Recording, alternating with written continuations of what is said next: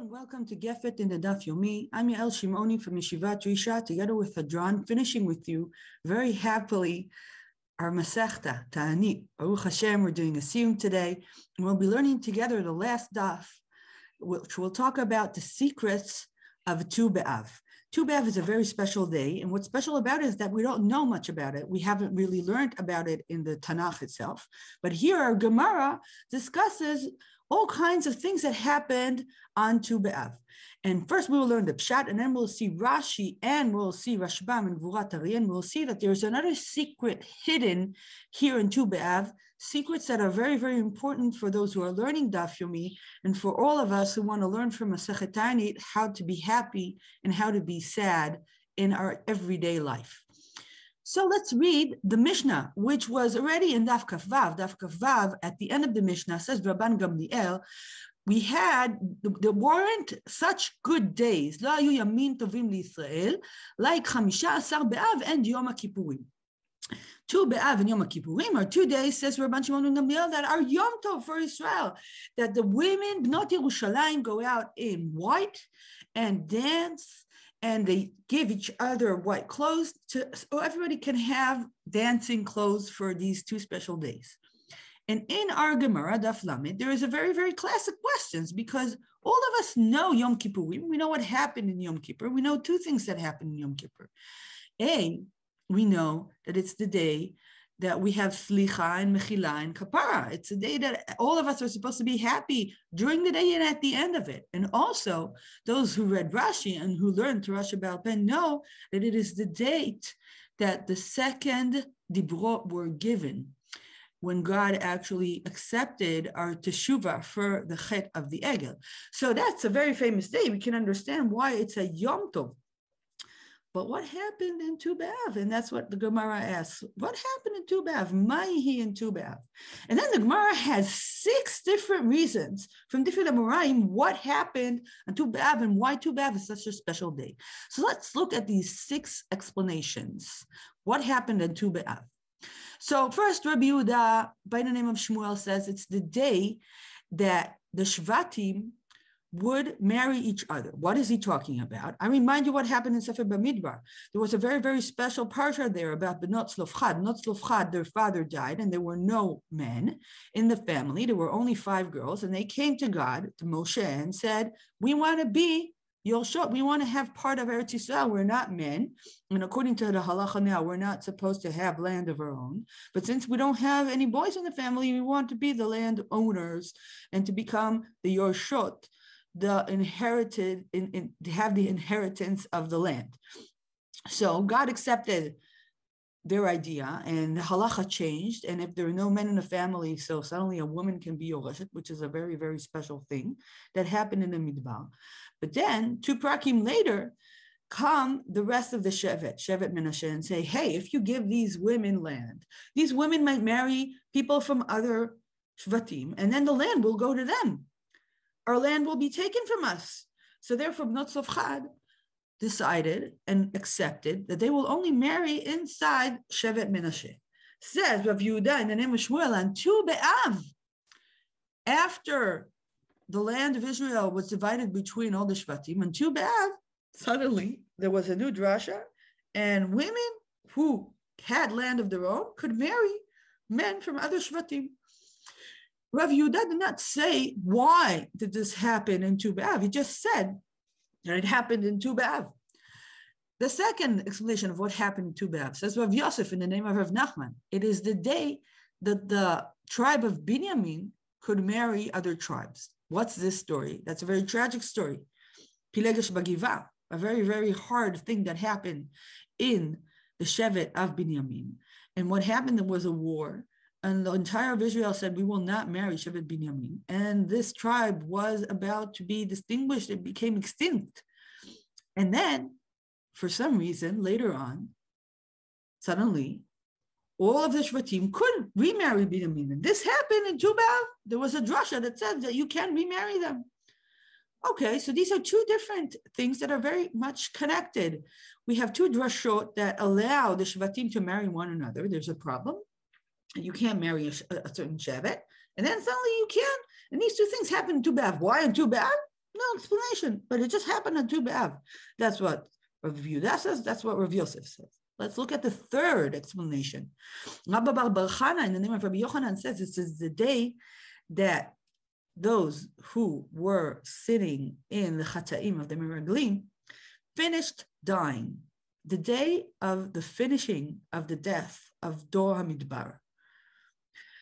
And says Rabbi Yochanan also, until that day that all these people finished dying, until that day, God did not speak to Moshe panim b'fanim. He only spoke to him on a lower level. But after these people finished dying, then Baruch Hashem, God continued to speak to Moshe panim b'fanim. This is already hard because this is describing a celebration of death. We are very happy that people finished dying. It's not such an easy celebration. It gives us a hard feeling in our hearts. Let's look at the fourth celebration. Ula says, it is the day that Hoshea ben Elah, he took out the pardosiot that Yeravam put on the ways, and he said, any place you want to go to be Oved Hashem, you can go. Okay. I don't know if you remember Hoshea ben Elah. I did not remember because I did not remember this part of Tanakh and Sefer Melachim. And here Rashi helps me to understand. And Rashi says, Yael, you should know that Hoshea ben Elah was a Rasha. He was a Rasha king. Because the Torah says in Sefer Melachim that he did the Ra be'enei Hashem. But he was a little better than the Melachim before him. Why? Because Yerovam did not allow people from Israel to go to Shevet Yehuda, to the Beit Mikdash. He put all kinds of things in the middle of the way not to allow them to go to Beit HaMikdash, and they had to be Oved Avodah Zarah. What did Hoshea ben Elah do? He allowed people to go to Beit HaMikdash. He didn't say you have to go to Beit HaMikdash. He said you can choose. If you want, you be Oved Avodah Zarah. If you want, you can be Oved Hashem. And that's a celebration, says Ula. Wow, these two celebrations are not such happy celebrations. It's not a full happiness. It's a partial happiness. There's death, and we're happy that people died. That's not 100% happy. And Ula says that we're happy that we can choose to be Oved Hashem, but we're not 100% happy because still you can be Oved Avodah Zarah, and still this is a Yom Tov. Two other explanations in the next daf. Rav Matana says it is the day that Haruge Beitar were brought to Kvura. That's when they were buried. And that's a Yom Tov. Okay, this is also a sad Yom Tov. We have a horrible, horrible situation. Beitar was a very big city that was destroyed and many, many deaths, that there was blood going in the streets. That's how it's described in Masechet Gittin. And yet we're happy. Why? Because we could bring these people to Kever Yisrael. This is a reason to be happy, says Rav Matana. This is a reason to wear white and to go dance in the Karamim. Well, this is very interesting because this is a happiness inside a tragedy. Let's look at the last explanation. Rabbi and Rav Yosef said, it is the day that you stopped chopping wood for Beit HaMikdash. Why? Rabbi Eliezer tells us, from Tu B'Av, the sun is not so strong anymore, and therefore the trees are not dry. And you cannot cut trees that are wet for Beit HaMikdash, because then they might have worms, and you're not allowed to have worms on the Mizbech. Okay. That's also a strange reason to be happy. We're happy because we can't chop wood anymore. Continues Rav Menashe and says, the name of Tu B'Av is also the name of the breaking of the sword that cuts the timber. And from now on, says Rav Menashe, you have more time to learn Torah, and you must learn Torah because you can't cut wood. So you have extra time on your hands. And if you won't use your time, then you will die. Okay, this sixth explanation of happiness is also not a full happiness. These are 6 different explanations that leave us wondering, okay, is this such a great reason to be happy? I can understand Yom Tov of Yom Kippur, but these 6 explanations, each one leaves us with a feeling that something here is missing. So let's take this question and turn it into a statement. The happiness on Tu B'Av, and that's the secret of Tu B'Av, is partial happiness. These are all 6 situations of partial happiness. And even though we have to be happy. So this is the secret of Masechet Taanit, because we learned in Masechet Taanit that we have big tzomot, like we're going to have a Asara B'Tevet, and we have Tisha B'Av, and we also have smaller Taaniot, that there isn't any rain. And when we're mitanim, it doesn't mean that our entire life is sad. It's not like Tisha B'Av, and still we're mitanim, and we cry to Kadosh Baruch Hu to help us. The same thing, says the end of the Masechta, goes for happiness. You don't have to be fully happy in order to be modeh and happy with your life. You can also have something that is really, really tragic, but inside this tragedy, you have a bit of joy and happiness and thankfulness, and that is a good enough reason to go dance wearing white. So this is the first secret of Tu B'Av. Now, I want to open up another question and try to answer and find and discover another secret of Tu B'Av.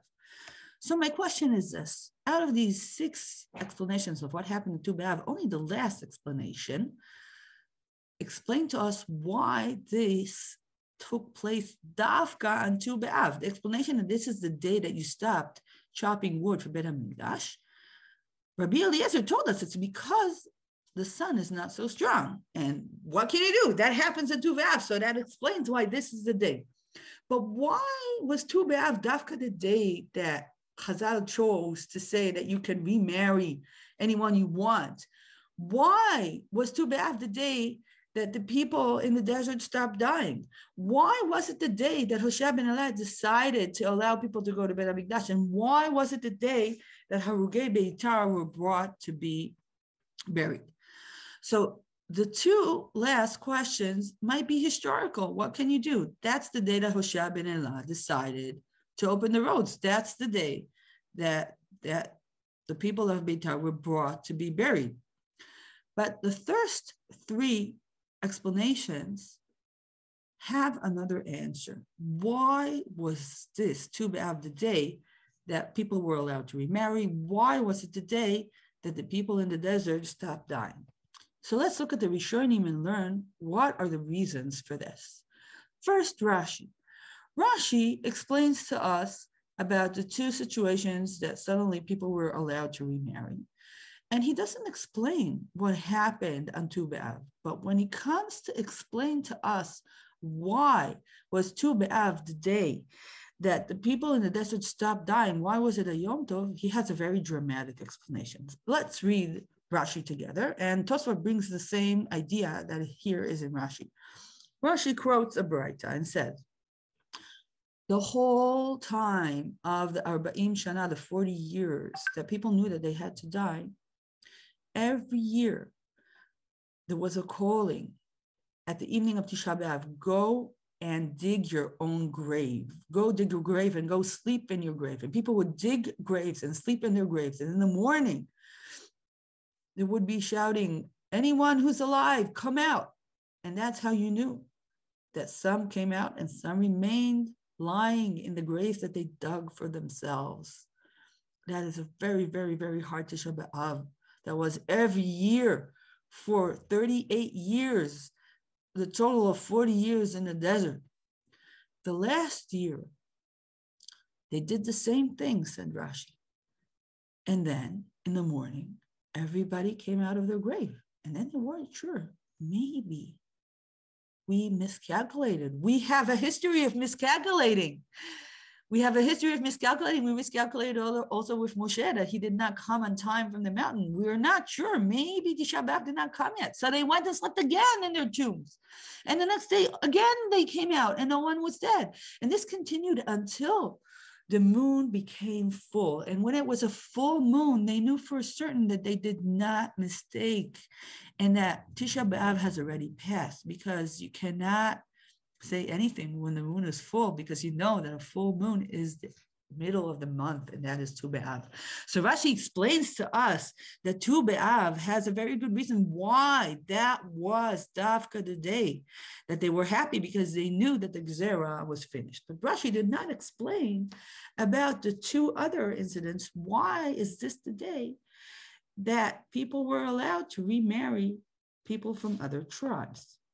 Rashbam in Masechet Baba Batra, that we have another sugya talking about the same thing, has his answer. Says the Rashbam, I'll tell you why. Tu B'Av is the day that the next generation finishes dying. True, it was in the time of the desert because they had a gezerah, but it was also true about the people who died here in Eretz Yisrael after they came into Eretz Yisrael. That's what Rashbam says. Why does Rashbam say this? Because Rashbam really has a question, our question. What happened on Tu B'Av? What was so special about that day? That's the date where you allow people to remarry other people from other tribes. And that's Rashbam's answer. And Rashbam's answer comes on Aharon, the Shagat Aryeh, that also wrote a very important book, Gvurat Hari, that gives us a very interesting commentary on Taanit and Rosh Hashanah and Yoma. And here in the Gvurat Hari, he asks a lot of questions on the Rashbam. He says, I cannot accept the Rashbam's answer. This does not make sense. You cannot be happy because your ancestors died. I do not have a Yom Tov when my parents die, chas v'chalila. That does not make sense, says the Rashbam. And also says the Gvurat Hari, how do you know that this is the date that people finish dying from the next generation? Where is that written? Where are you bringing this, Rashbam? This doesn't make sense. And more so, says Rashbam, even if they would be dying that day, they should be sad and not happy. Mele, the story of the people in the desert, that was a horrible gzera that everybody had to die. But here there was no gzera on the people who came into the country. So why would we be happy for our ancestors dying? This should not be a Yom Tov, says the Gvurat Hari. Rashbam, I cannot accept your answer. And therefore, the Gvurat Hari offers a new solution. What happened in Tu B'Av that Dafka then people were allowed to remarry? And why is it a reason to be happy? Says the Gvurat Hari, because that is the day that people came together to learn Torah. And that is the day that they had a chidush to be matir. Says the Gvurat Hari, if you read the Gemara carefully, you will see that the Gemara said that in order for the women who are inheriting to remarry, you had to have a new drush that they can remarry. What was the new drush? זה הדבר אשר ציווה השם לבנות צלופחד. זה הדבר, says Chazal, only in that generation. That's a new drush. That's a chidush, says the Gvurat Hari. And also, in order for people to remarry Shevet Binyamin, you had to have a chidush, a drush, mimeno velo mibanenu. The Gvurat Hari says, to allow people to remarry, you had to have new chachamim that reread the Torah and gave a new interpretation. When did they reread the Torah? They did that on Tu B'Av. And says the Gvurat Hari also, Yael, you should not be surprised by my answer. Do you remember Ruth and Boaz? Ruth and Boaz in Megillah. Boaz wants to marry Ruth. Ruth is a Moaviyah. Says the Midrash, when Boaz came and asked the Sanhedrin, can I marry Ruth? They told him, Baruch Hashem, you came now. Because if you would have come a few years later, we did not have a drush. We now have a new drush. Moavi velo Moavit. Ammoni velo Ammonit. Now you can marry Ruth. But if you would have come a few years later, you would not be able to marry her. Says the Gvurat Hari, we have a history of drashot that allow us to marry people that we think we cannot marry. And I want to add to the words of the Gvurat Hari. Why is Dafka Tu B'Av a time that suddenly there are new drashot in Am Yisrael? Well, maybe we can understand that from the last explanation. Remember, the last explanation said that what happens on Tu B'Av? The sun is already weak. We cannot cut any more trees for Bet Mikdash. We have more time on our hands. What do we do with this time? We come to the Bet Mikdash, we sit together and we talk. Suddenly all the people that were busy working for Bet Mikdash come back to the Bet Mikdash and learn together. And then we have no drashot. And the reason we're happy is because Torah develops. And Tu B'Av is a date where Torah has a chance to redevelop and have chidushim. And that's how people could remarry, even though they were not allowed to do that before, because before Tu B'Av, you didn't have people come and say this new drush to allow girls who are inheriting and to allow people from Am Yisrael who want to marry Binyamin to marry them. So now we discovered that we have a new secret of Tu B'Av. Not only is Tu B'Av a day that the sun is weak or a day that the moon is full, it is also a day that people come back to Bet Midrash and do chidushim. These chidushim are what allowed the Shvatim of Israel to become once again married, intermarried between them. And that is the reason we are happy on Tu B'Av. So we've learned two things. From the Pshat, we've learned that we don't need a lot to be happy. Even if we have partial geula, even if this geula comes out of pain and suffering, it gives us a reason to be happy. And we can see that the whole 6 explanations of happiness in Tu B'Av are not explanations of something that was totally, totally good. All of them come on the base of something which is hard and sometimes even tragic. And what we learned also, that Tu B'Av is a day of Torah. And a day of Torah is a day that Torah can regenerate and create new drushim to allow Am Yisrael to continue and to remain alive. And that is really a reason why we're happy in Tu B'Av. So these are two things for you to take from your Siyum. After we learned Masechet Taanit, we're not only sad when something is hard, we're also happy even though happiness is not 100%. And one of our great joys in life is that Torah is a power that can bring life and that can regenerate and have new drushim when Am Yisrael comes back together to the Bet Midrash to learn and finds new solutions for problems and for hardships. So Be'ezrat Hashem, may you take your limud of Taanit with you to be happy in life and in partiality of happiness and also in your Torah. Take care.